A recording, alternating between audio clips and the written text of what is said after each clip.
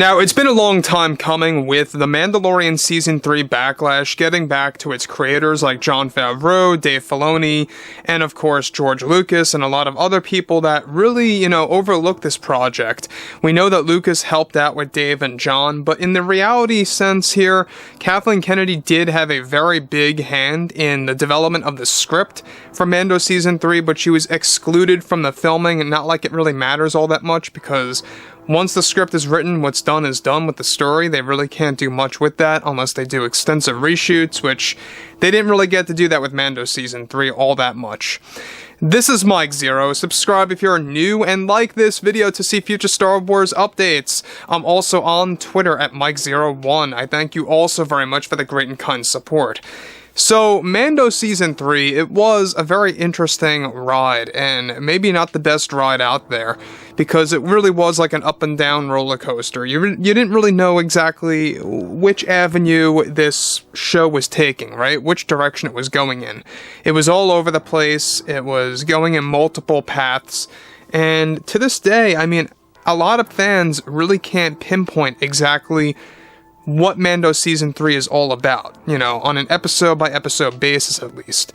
We know that at the end of the day, it's all about saving Mandalore and defeating Moff Gideon and stuff around those lines, but going back to George Lucas here, Jon and Dave were able to share the reaction of George Lucas from what happened with the fan backlash against Mando Season 3 and everything related to what fans thought about the latest installment of the Mandalorian series, which, by the way, unfortunately, like I said before, it was not really in Jon and Dave's full hands here. Kathleen Kennedy had a lot of creative pull on this, so it's really not something that we can blame Jon and Dave for fully. Now, with creators Jon Favreau and Dave Filoni now focused on Mando Season 4 and the Ahsoka series, they are also prepped to develop multiple new Star Wars shows that will be announced later this year.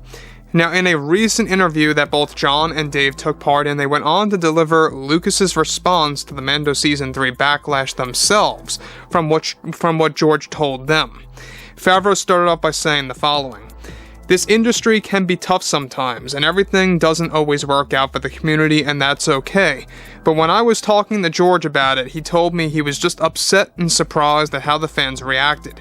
There was a point where he told me that he wasn't really surprised really, since the story of ours was going in many different directions, and how we had to make many changes after Gina's exit." Dave Filoni then chimed in saying, "I spoke to George on the phone about this season after we put out the final episode, and he was expressing to me how much more could have been done. He was telling us that we did make several mistakes with this one, and he was very aware that it wasn't all up to us. He just felt regretful over not looking things over more with some of the decisions that was coming from the up and up, how something were, of course, just out of control." Now, going back to what, Mando Season 3 stood for quick, before I get back to what Dave and Jon are talking about George Lucas's reaction here, is that the biggest complaints that I see among the fandom are three major things. A lot of fans noticed that this series, or this season, seemed to be a quote-unquote bait and switch, where it focused less on Din and focused more so on Bo-Katan, but it wasn't just that. Fans were bringing up the fact that Din became more of a clumsy character than Bo-Katan and stuff around those lines. The other thing was, there was a monster in almost every other episode, or every couple of episodes, really facing off against the Mandalorians and wreaking havoc and causing a big mess. And the other of which is that a lot of fans call each and every episode that it felt like filler. So a lot of fans would like to say that this entire season is almost like a filler season. So you're getting all of these different responses, and I can only imagine, why it would upset George. That makes sense, it's only a natural feeling to feel such a way that you're a part of. And, Jon and Dave, I think, at the end of the day, given that they really wanted to do what they wanted to do, they couldn't, because Kathleen Kennedy at the time still held creative power back in late 2022, when they were still wrapping up production, and even when they were writing the script, Kathleen Kennedy really had a major hand in all of this. Now, there's a lot of things happening here too, is that Mando Season 4 and Ahsoka are going to be two big projects as a starting point that have zero Kathleen Kennedy input or creative aspects driven into that. So basically it's all now only the Acolyte and Skeleton Crew so far that are indeed Kathleen Kennedy driven projects, so just be aware about that as well. Now moving on to the next thing, alright? Filoni goes on to actually elaborate further. He wasn't overly proud of the work put into this season. He's talking about George. I can say that much, and his reaction to the fans' response, I would say, scared him a bit. But going into this 4th season, we have a load of confidence now that we will be essentially reframing the story quite drastically, going back to the basics, the bare bones, and how we can actually throw in legend stories. I think fans are going to see a night and day difference. The plan we have for Season 4 are immaculate and really are going to please Legends fans. When George got the news about what fans thought about Season 3, I guess you could say he got defensive a bit, and is tirelessly looking to improve the story with us for Season 4. I personally cannot wait to show what fans are actually going to be shown in the coming years.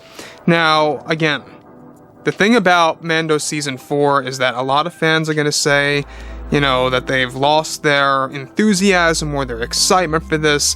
And look, I'm a very, you know, at the end of the day, positive person. I'm a very, optimistic person. I like to see exactly where things can go. No matter how bad things get sometimes, I like to see where things are going to go onwards. And that's why I still, to this day, believe that Ahsoka, like many of the Disney executives believe, and even John and Dave believe this, it's going to be the home run on Disney+. It is going to be like the show. Above Mandalorian, above Kenobi and Book of Boba, it's going to be the show. And you got to remember that this was a Dave Filoni written project, episode by episode. There's no multiple writers, and Kathleen Kennedy had no interference with this. The first project where Kathleen Kennedy had no input on this at all, and I think that's going to really kind of give you guys a night and day difference, like Dave says, with other aspects. So, anyways, the thing about this too that I think a lot of fans need to be aware of is that we know that George Lucas, you know, sometimes can get very emotional over Star Wars because, let's face it, it's basically his own piece of work. It is his piece of work, but it feels more, you know, like a part of his identity. And it's almost like Star Wars is him because he dedicated so many years of his life to this, you know, product, to this IP, to this property that Disney really mishandled for many years on and off. And look, I mean, I've said this many, many times, and I know I've said this a lot of times, and it may get a little repetitive, but I like bits and pieces of Star Wars, especially with the sequel trilogy, but not on a consistent level. You know, I like certain scenes, I like certain segments in there, but the entirety of the sequel trilogy, not so much. It doesn't really work for me on that level. So I would like to really hear what you guys have to say about George Lucas's reaction via John and Dave delivering it to us, the fans. And if you guys did enjoy the content for today, make sure to drop a thumbs up on this video to support the channel, and I will catch you guys next time.